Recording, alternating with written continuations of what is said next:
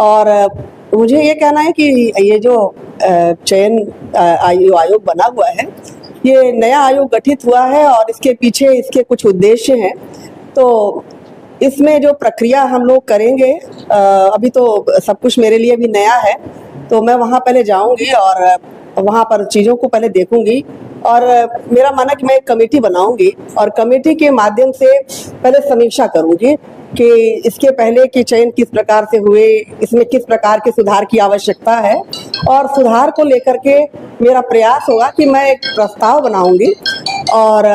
उस प्रस्ताव को मैं अब शासन को भेजूंगी और शासन से मेरे प्रस्ताव को जब स्वीकृति मिल जाएगी और शासन का जो सुझाव रहेगा तो उसको अमल में लेते हुए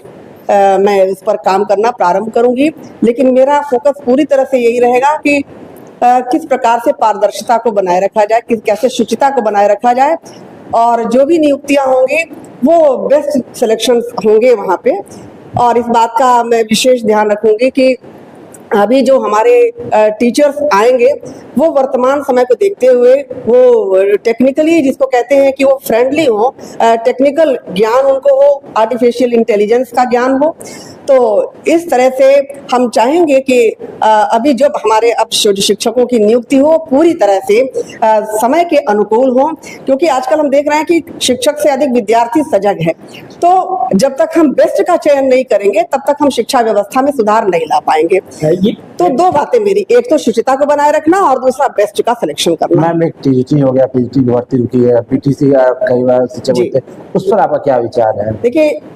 सारी नियुक्तियां ये शिक्षण जगत से ही संबंधित हैं और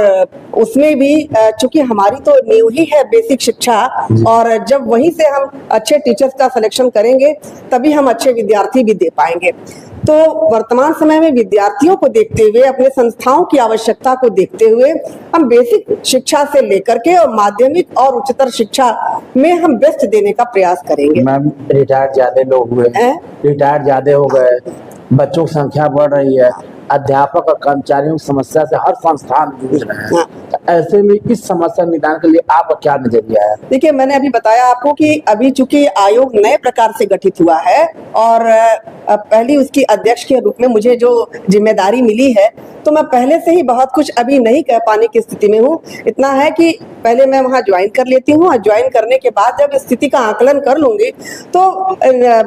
बेसिक से लेकर के और हायर एजुकेशन तक की मेरी जो है कमेटी, जो हमारी टीम होगी, वो टीम जिस प्रकार से तय करेगी, और सबसे बड़ी चीज कि हमारी टीम जो तय करेगी उसको जब तक शासन उसको सहमति या स्वीकृति नहीं देगा हम उसको लागू नहीं कर पाएंगे। पहले तो, जितने अध्यक्ष थे उनकी कमेटी से दूरी थी। हाँ, जो भी अध्यक्ष यादव जी नहीं, वो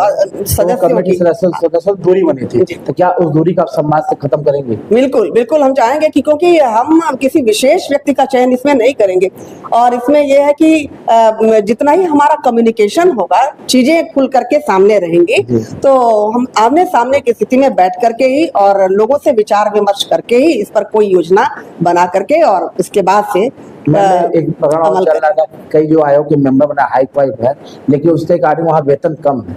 हाँ, 175 है, उससे कम ही आया। देखिए, वेतन पैसा अपनी जगह है और प्रतिष्ठा, सम्मान और हमारा जो देश के भविष्य है, हमारे बच्चे हैं और बच्चों को बनाने वाले हमारे शिक्षक हैं। तो अगर हम वेतन पे न जा करके हम थोड़ा सा यही करें कि हम कुछ समाज को दे सकें, पारदर्शी रूप से हम अच्छे शिक्षक दे सकें, तो जो समाज में सुधार ला सकें, बच्चों का विकास कर सकें, तो वहाँ वेतन मायने नहीं रखता, क्योंकि वहाँ जो भी जाएगा इन सब स्थितियों का आकलन करने के बाद ही जा रहा है। तो ऐसा नहीं कि वहाँ जाने के बाद से हमें पता चलेगा और निर्णय हमारा बदलेगा। तो ये सब कुछ सोच करके ही हमने भी कदम बढ़ाया है कि पैसा ही महत्वपूर्ण नहीं होता है और हमारे लिए समाज और देश महत्वपूर्ण है। मैम, एक तो आपका अच्छा होगा, अब एक पेपर क्वेश्चन, पहला अध्यक्ष कौन होगा तो आपका नाम आएगा जी। अब बच्चों को एक नंबर जरूर मिल जाएगा उसमें क्योंकि इतिहास जब जब लिखा जाएगा तो पहले अध्यक्ष का नाम परीक्षा जरूर पूछा जाता है, तो आपका पहला नाम आएगा। कई IAS भी इस लाइन में थे, कई बड़े अधिकारी, तो उनको पछाड़ के आपका नाम ना जी। इस बारे में यही कहना है कि देखिए, किसी भी विश्वविद्यालय या शिक्षण संस्था या हायर एजुकेशन को जितनी अच्छी तरह से कोई शिक्षक समझ सकता है और उसकी व्यवस्था को, चाहे शिक्षण व्यवस्था हो व्यक्तित्व विकास को हो, तो और मैनेजमेंट की भी बात जहां तक है, तो जहां तक एक शिक्षक इस बात को समझ सकता है, मेरे ख्याल से शायद एक आईएएस या प्रशासनिक अधिकारी केवल प्रशासन तो कर सकता है, लेकिन ओवरऑल जो देखने की बात होती है वो शिक्षक बेहतर ढंग से समझ सकता है। तो जो मुझे ये दायित्व मिला है प्रथम अध्यक्ष के रूप में, तो मैं पहले एक शिक्षक ही हूँ, उसके बाद से अध्यक्ष हूँ। तो मेरा पूरा यही प्रयास होगा कि मैं शिक्षकों के साथ, शिक्षण व्यवस्था के साथ न्याय कर सकूं। मैम, जो टीजीटी की भर्ती रुकी है, जो टीजीटी पीजीटी की भर्ती रुकी 2021 वाली, और कुछ शिक्षक भर्तियां, उस पर आपका क्या नजरिया, क्या भर्ती कब तक हो? देखिए, मैंने आपको बताया कि ये प्राथमिकता में है, क्योंकि अभी तक जितना भी विलंब हुआ, मेरे हिसाब से शासन का भी यही प्रयास है कि जल्दी से जल्दी, देखिए पिछले सप्ताह ही इसके साक्षात्कार हुए और 5-6 दिन में ही रिजल्ट आने का मतलब क्या है कि यह है कि शासन की भी मंशा है कि जल्दी से जल्दी इस कार्य को प्रारंभ किया जाए।